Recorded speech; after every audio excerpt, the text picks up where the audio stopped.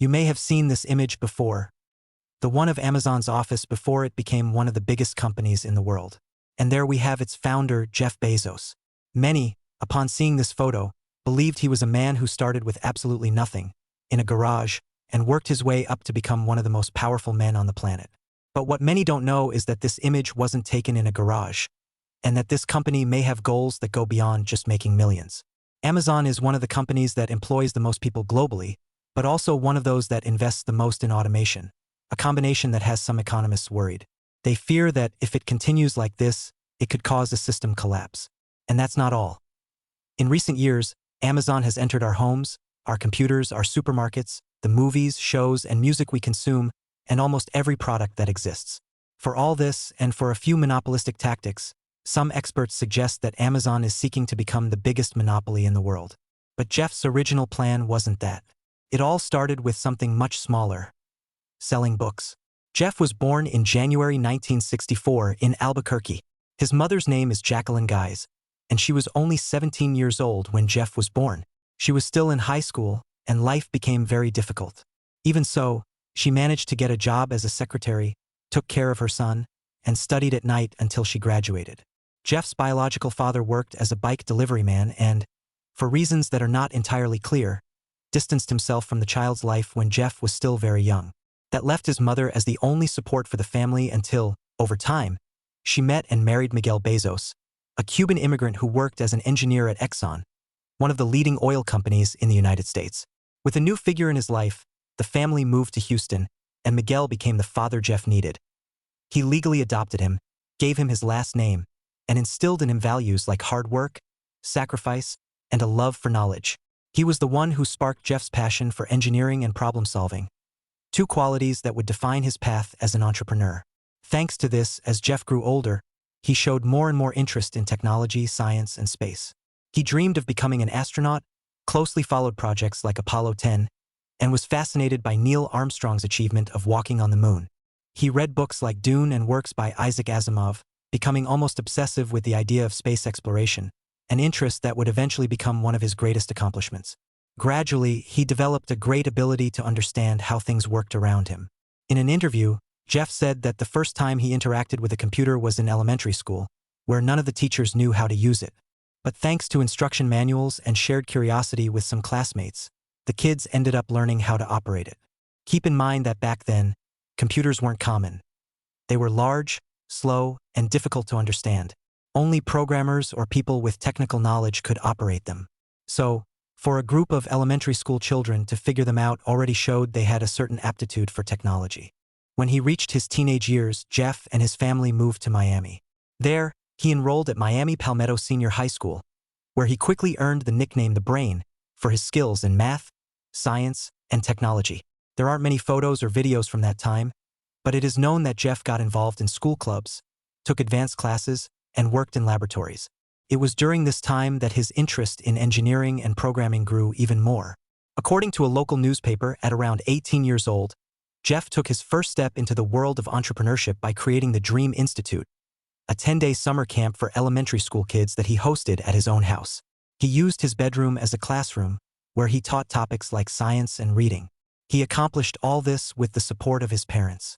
Only a few kids attended the camp, but Jeff charged each of them $150. Although it might seem simple, what was interesting was his vision. He didn't invent the kids' interests. He created a space for them to learn, share, and debate what they were passionate about. As soon as he finished high school, Jeff enrolled at Princeton, one of the most prestigious universities in the United States. At first, he chose to study physics, still holding on to the dream of becoming an astronaut. But after taking some advanced courses, he realized it wasn't for him. Instead of getting frustrated, he decided to change paths. He switched to electrical engineering and computer science, and there he truly found a field where he could shine. His passion for space was still alive, but now he began to approach it from a different angle, combining it with his talent for technology. After 4 years of studies, Jeff graduated with outstanding academic performance, which opened many doors for him. He was ready to enter the professional world, and he didn't waste any time. His first job was at Fattel, a company specialized in fiber optic networks. There, Jeff was exposed to a highly innovative environment, developing solutions to improve communication between financial markets and gaining real-world experience in applying technology to concrete problems. But over time, he realized he wanted more, so he made a leap to Wall Street and went to work at the investment fund Shaw and Company. Interestingly, he wasn't interested in finance, but in continuing to program computers. And that's exactly what he did. During this job, he came across a statistic that stayed with him for a long time. The internet was growing at a rate of 2,300% per year. To give you an idea, back then, in the early 1990s, the internet was still something new, almost mysterious. It wasn't the always-on, pocket-sized presence it is today. In fact, the internet's origins were far from civilian, they were rooted in the military. The internet was born during the Cold War, when the United States feared that a nuclear attack could destroy its communication systems. That's why the Department of Defense developed ARPANET, a decentralized network for sharing information between computers. Over time, this technology spread from military bases to universities, first to share research papers among academics, then to send emails between departments, and only in the 1980s and 1990s, with the emergence of things like the HTTP protocol and web browsers, did it start to resemble what we know today as the internet. But at that time, it was still uncharted territory. Most people didn't know how it worked or what it was for. Accessing the internet back then was very different from today. Modems made bizarre noises when connecting, you needed a phone line, and above all, a lot of patience. Websites were extremely basic, mostly text-based, and were used to send emails, join forums, or look up information on places like Yahoo. No social networks, YouTube, or online shopping like today. The service was slow, expensive, and not always available. Some thought it was a passing trend. Others that it was too technical to reach the general public. However, in the midst of that chaos, there was opportunity, and Jeff, with his forward-thinking vision, quickly realized what it was.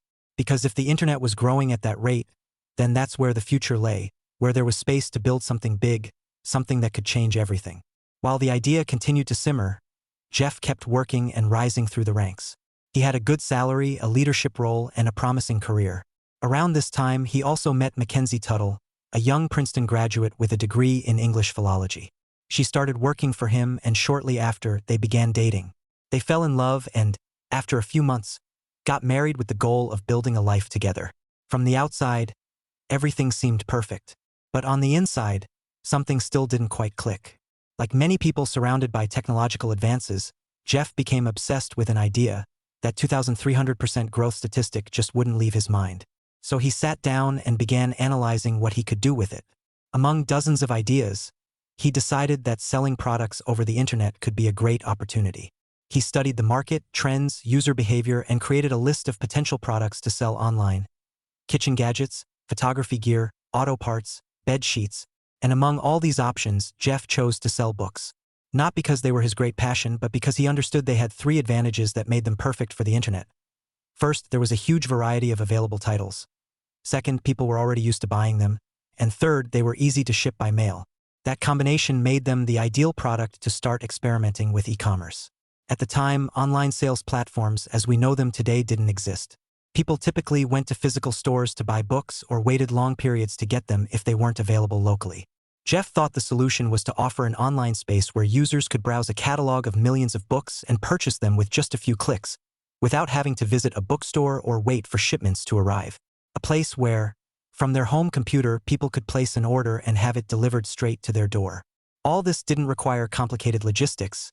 It was a relatively low-risk business with immense expansion potential. Jeff saw this as the perfect opportunity to test a new kind of market.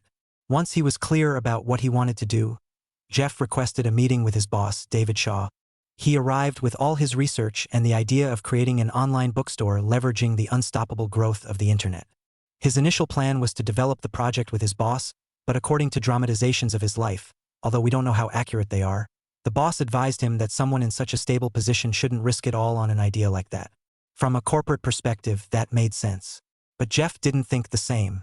After a long day of work, and after receiving his boss's discouraging response, he spoke with his wife about the idea, and, unlike his boss, she supported and encouraged him to move forward. So, together, they took the risk of leaving their stable jobs, everything they had, to fully dedicate themselves to the project. Jeff secured a small amount of capital to invest. More on that later, and the couple set course for the West Coast, specifically Seattle, where they decided to buy a house. They chose that city strategically because it was close to Ingram, one of the main book distributors, which would allow them to fulfill orders faster. Additionally, Seattle had a growing tech ecosystem, driven by giants like Microsoft, and it was cheaper than Silicon Valley, the favorite destination of many entrepreneurs. That's how Jeff left the world of corporate suits and glass elevators behind and moved into a garage where he would build something no one else could yet see. The garage was far from glamorous. It was cold, uncomfortable, and limited, but it had everything he needed: a desk, a computer, and an internet connection. Like any developing company, in the beginning they didn't hire traditional employees. Hiring was expensive. Instead, they looked for allies, people with technical skills and, above all, the rare ability to believe in something that didn't yet exist. The team that Jeff assembled would soon become the foundation of a successful company. It started with his wife, Mackenzie, who was an active part of that early stage. She managed the finances and provided emotional support.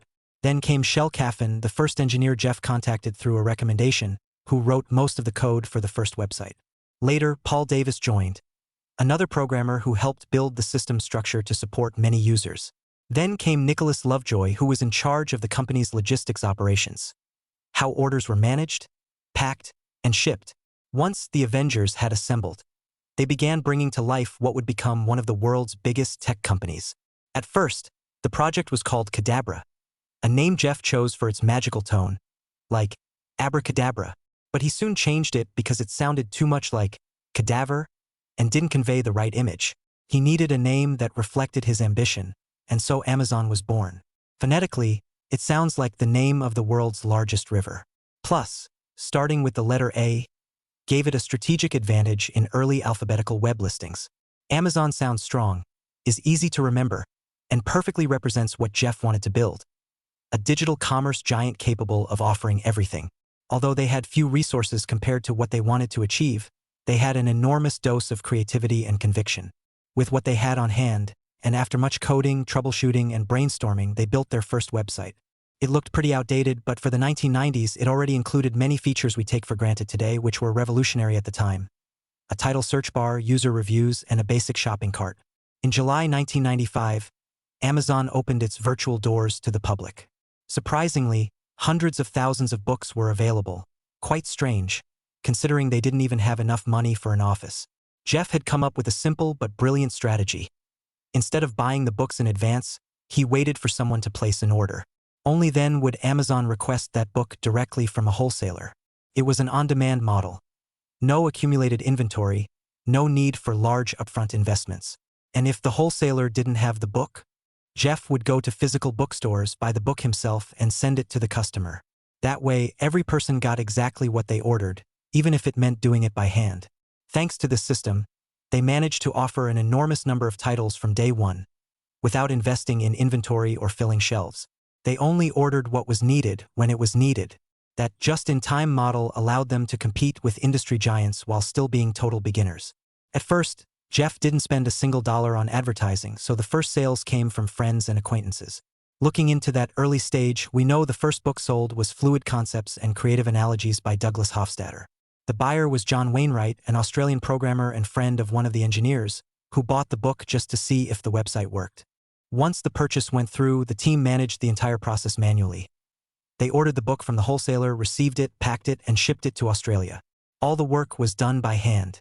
They used recycled boxes, manually labeled each package, nothing elegant, but incredibly effective for the customer. And so, step by step, with that simple but efficient approach, Amazon began gaining traction. Using the same system, they accepted order after order and started building a reputation. In just 1 month, Amazon was already operating across the US and reaching over 45 countries, with an efficient structure and the conviction that their model could scale. This made it an increasingly solid company. A team member put it clearly in an interview. From day one, Jeff had only one goal: to grow without limits. And he did. In just 1 year, Amazon generated $15 million in revenue. Not in profits, but revenue. They were still only selling books, but what fueled their growth wasn't the product, it was the experience. Jeff explained it in interviews. He always focused on the customer. He didn't want a regular store. He wanted one that surprised people. He answered emails personally, paid attention to every step of the process, and became obsessed with fast delivery. That dedication created something hard to achieve: trust. For a long time, he didn't invest in advertising. Growth happened through word of mouth. People who bought came back, and satisfied customers invited others. With that model working, expansion became the logical next step. So Amazon started selling music, movies, toys, and electronics, and over time, practically anything that could be shipped. Growth was so rapid, and the number of orders increased so much, that a larger structure became necessary. Jeff and his team had to find a better place to work. They left the garage and moved into their first office. But it wasn't what most people imagined. It was located in Seattle, in an area that didn't resemble the usual neighborhoods of major companies or luxurious buildings. What's curious is that, given the numbers Amazon was already handling, this was surprising. That first office was an improvised, messy place with boxes everywhere. In fact, during an interview from that time, we see Jeff pointing out that his desk wasn't what you'd expect from the CEO of a multimillion-dollar company. Instead, it was a door laid flat, used as a table. When the interviewer asked why, Jeff replied that it was a symbol of his preference to invest in what mattered to the customer, not in things that looked good behind closed doors. The same office is the one in the iconic photo of Jeff sitting at his makeshift desk, running what would later become one of the world's largest companies. But at that moment, it was just a small team doing everything, answering calls, replying to emails, and processing orders. Meanwhile, Amazon also began acquiring warehouses to store products in stock. The idea worked so well that soon, they had 5 fulfillment centers in different cities. Each was packed with items ready to ship. It wasn't long before Jeff decided to invest a small portion in advertising. The rest was almost entirely allocated to his team and those non-stop working spaces. Packages were packed, labeled, loaded, and shipped out daily. Everything operated at a constant pace. At this point, you could say Jeff Bezos was a successful entrepreneur, a man in a suit, a millionaire running one of the fastest-growing businesses in the country. And all this without inheriting a company or a single dollar from his parents, which might make it seem like anyone could build a company of that size and get rich if they really wanted to, right? Well, not exactly. In fact, that loan I mentioned earlier played a key role in all of this, and I'll explain why shortly.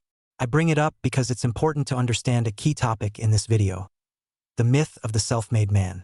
From that era until just a few years ago, the figure of the entrepreneur started to be portrayed as someone who achieved everything on their own. Stories emerged of people starting from scratch with no money or resources, poor one day, living off water and air tacos, but through hard work and talent, they became millionaires. Steve Jobs is one of the most famous examples. His story with Apple started in a small garage and ended with one of the world's largest companies. People started thinking, if he could do it, why can't I? That's what we now call the myth of the self-made man. Someone who supposedly succeeds with no help from anyone, overcoming all odds. These entrepreneurs were seen as people who reached success purely through personal effort, without outside support. The narrative said it was all about hard work and never giving up. And while that is, of course, a necessary condition, something with great merit, the reality is more complex. A crucial part of what drove Bezos to quit his job and pursue his dream was that he was able to raise capital. And to do that, you need to know people who have it. At first, Jeff talked to friends, family, and acquaintances about his idea. He offered $50,000 investments in exchange for 1% of a company that didn't yet exist, but that he had already mapped out in his mind. Still, he couldn't convince anyone. The idea sounded risky and too abstract. But that's where his parents, Jackie and Miguel Bezos, stepped in. They weren't tech experts. Jeff says his father even asked what the internet was. They didn't understand it completely, but they trusted their son. So they decided to invest some extra savings, giving a total of about $300,000. Not in a well-formed company, but in a dream. Many success stories include a detail that's often overlooked: context. Steve Jobs, for example, had access to good education and financial support from his family. Without those conditions, maybe Apple never would have existed. And that's why the starting point matters. I don't think there's anything wrong with being born with advantages. In fact, I wish everyone had that privilege. The problem is that not everyone does. And as long as we believe as a society that effort alone is enough to get ahead, we're ignoring a fundamental part of the equation: the conditions that exist before success. Because when we ignore those conditions, we also send the message that anyone can make it, no matter the circumstances, and that if they don't, it's because they didn't try hard enough. And when all the responsibility is placed on the individual, structural barriers become invisible and remain in place. Think of it this way: what would have happened if Jeff Bezos had been born in a poor neighborhood in Latin America? He might not even have had access to the internet. And even if he had a great idea or huge potential, the conditions would have severely limited his ability to develop it. But if we believe that everything depends on personal effort, without support, resources, or a safety net, then when someone's potential stagnates, we'll just say, they didn't try hard enough. When in reality, the weight of circumstances can sometimes be much heavier than willpower. Yes, of course, there are people who achieve success despite incredibly difficult situations, but those are exceptions, not the rule. And the problem with justifying the current state of things using exceptions is that the current state never changes. Because it shouldn't be normal for someone with talent, ideas, or ambition to have to worry about whether they'll find support. It honestly hurts to think about so many people with enormous potential who never had solid ground beneath their feet. And unless there are policies, programs, or fairer conditions for everyone, effort, though necessary, won't always be enough. Even so, and without letting go of the need for systemic change, perhaps the only thing left, no matter where we come from, is to keep trying, keep working. Because hard work, while not everything, is still the foundation of any real attempt to get ahead. After everything we've seen so far, we reach the point where, in 1997, Amazon takes a much bigger step toward growth and begins trading on the stock exchange. Simply put, this means the company opens its doors to the public, allowing anyone to invest by purchasing shares, small ownership stakes in the business. By going public, Jeff brings in fresh capital to expand the business without needing to take out loans or go into debt. And what's interesting is that he doesn't even need to convince anyone with speeches. The numbers speak for themselves. Before the year is over, Amazon reaches over $2 billion in sales. That inspires so much confidence that many people rush to buy shares. The strategy works. With that capital, Amazon improves operations, boosts sales, implements advanced logistics, and develops new business models, like cloud computing, a system that allows data to be stored via the internet. As a result, Amazon grows even more. The move causes the company's stock value to triple by year's end. Jeff Bezos is now on everyone's radar, and Time magazine names him Person of the Year, not so much for the money he's earned, but for being someone who dares to think differently and who is changing the way business is done from the inside out. He's invited to shows like 60 Minutes and Charlie Rose, where he explains how he makes decisions, why he isn't worried about losing money at first, and how everything revolves around the customer. He doesn't come across as someone desperate to sell, but rather as someone following a clear plan without getting sidetracked. And perhaps the most curious part is that, even while his company is worth billions, Jeff still drives an old Honda Accord. Because to him, at that point, appearances didn't matter, only the plan. As time goes on, his personal net worth surpasses $1 billion, and Amazon stops being a small company. It grows to over 9,000 employees and invests millions in technology and logistics to support its growth. One of its biggest bets is on software. In an interview, Jeff demonstrates how the site learns from each user's behavior. After someone creates an account and makes a purchase, the website starts suggesting products that might interest them. The more you use it, the better the recommendations. And that, in the world of e-commerce, is pure gold. Today, that might seem normal.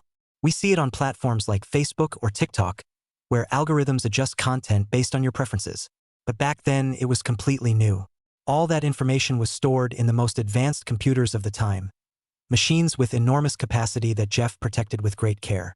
Following the same approach, he began surrounding himself with the best talent in the market, even attracting executives from competitors. And instead of focusing on making fast money, he reinvested every dollar, always thinking long-term. He was no longer seen as just the creator of an online bookstore. He began to be recognized as someone redefining how business was done, with the support, timing, and conditions working in his favor. Jeff's life was changing completely. It improved in every way. Personally, he also took a big step. The birth of Preston Bezos, the first of 4 children he would have with Mackenzie. From the beginning, the Bezos family kept their private life out of the spotlight, so we won't dig into that. While all of this was happening, Jeff wasn't satisfied. Instead of settling for technology, sales, or his family, he aimed even higher. With part of the fortune he had started to generate, he founded Blue Origin, a company born from his old dream of going to space. Unlike Amazon, this project didn't aim for rapid growth. Jeff chose to move at his own pace, step by step, with the idea of one day making space travel accessible to anyone willing to live that adventure. A project that, in time, would make headlines. But not everything stayed perfect. Everything Jeff had built up to that point was about to be threatened. Just as Amazon was growing and Jeff's name was gaining recognition, something happened that put all of it at risk. Something people would later remember as the dot-com bubble. In simple terms, it was when the internet became so trendy that people started believing any company with a website would automatically succeed. If the name included .com, everyone wanted to invest. It didn't matter if the company made money or had a real growth plan. The only thing that mattered was riding the wave that seemed to promise easy wealth. And that created an illusion, a bubble.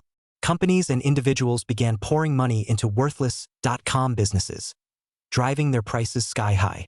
Many of these companies were nothing like Amazon. They had no real growth plan or product sales, just promises with no substance.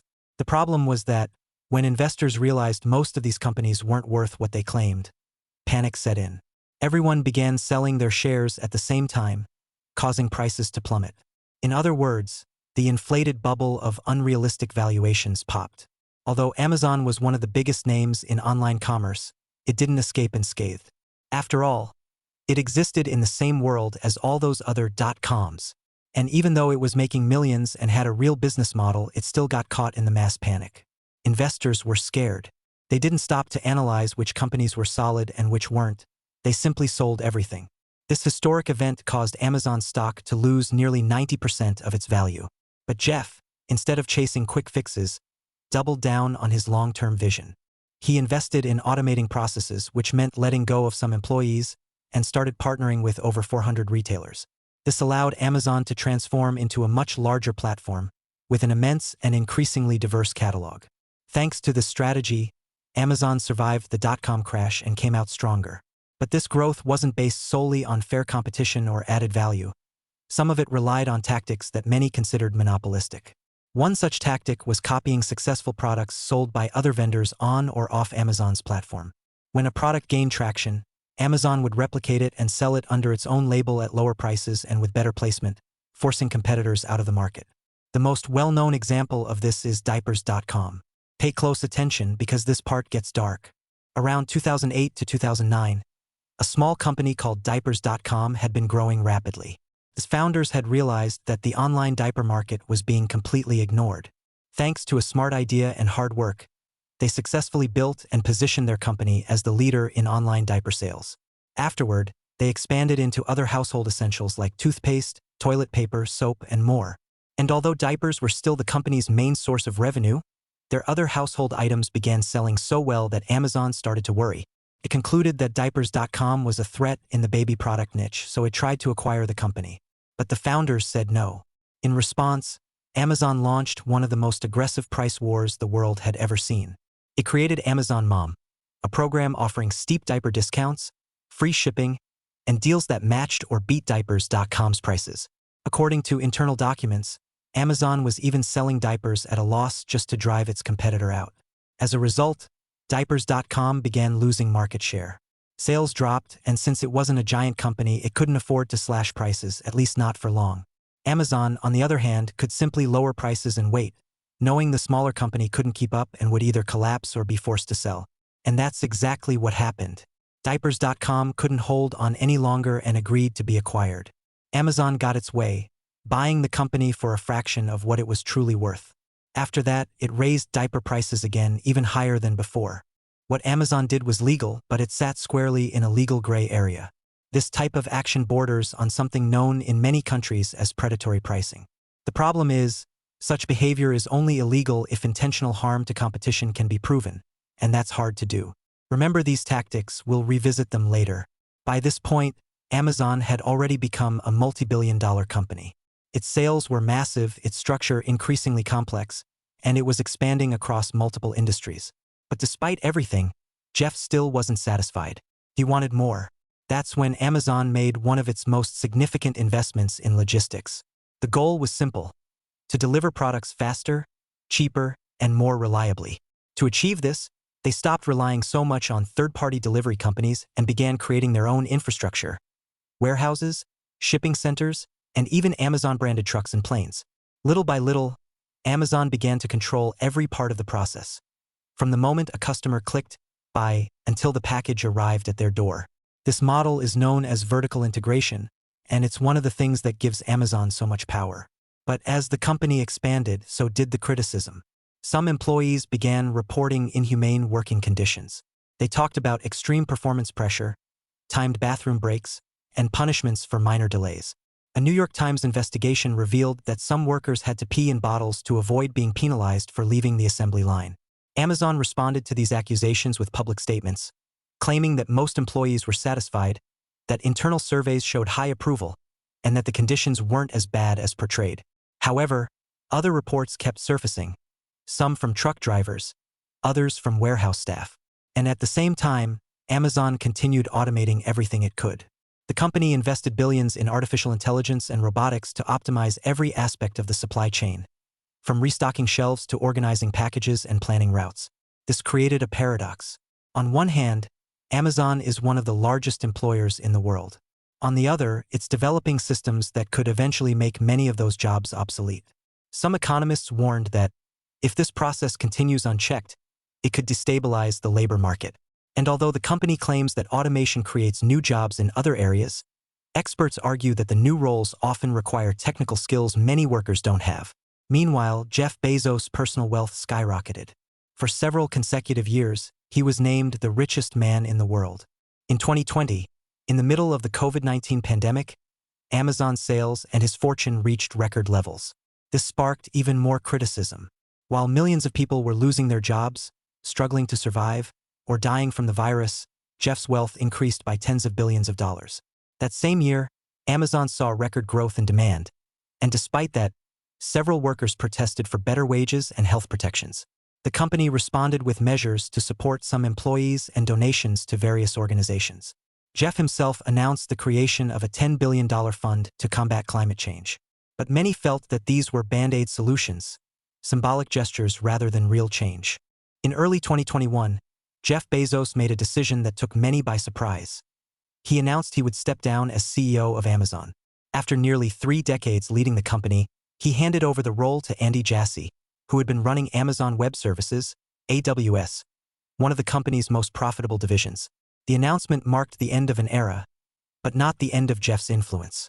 He would remain involved as executive chairman of the board, maintaining a strong presence in Amazon's decisions, even if he wasn't in charge of day-to-day operations. Why did he make that decision?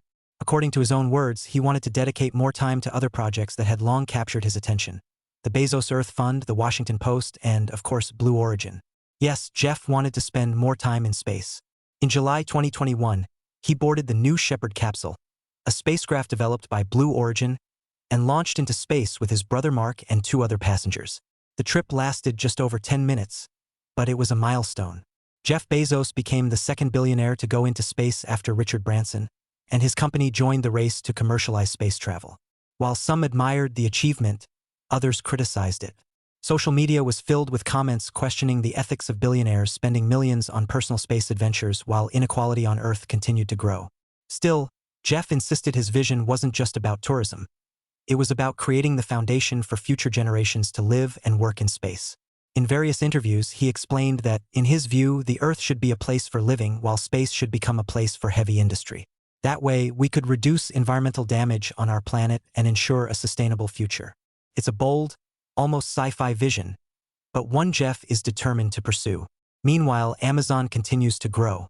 Its influence spans nearly every sector: retail, logistics, cloud computing, entertainment, advertising, and even healthcare. But with that influence comes scrutiny. Governments and regulators in several countries have begun investigating Amazon for alleged anti-competitive practices. In the United States, the European Union, and other regions, the company faces lawsuits and inquiries that could impact how it operates globally. Despite all this, Jeff Bezos has remained a symbol of success and ambition. A man who went from selling books in a garage to changing the way we shop, work, and even dream of the stars. His story is not without controversy. It's filled with complexities, contradictions, and difficult questions. But if there's one thing we can't deny, it's that Jeff Bezos has left a mark, and whether for better or worse, the world is no longer the same.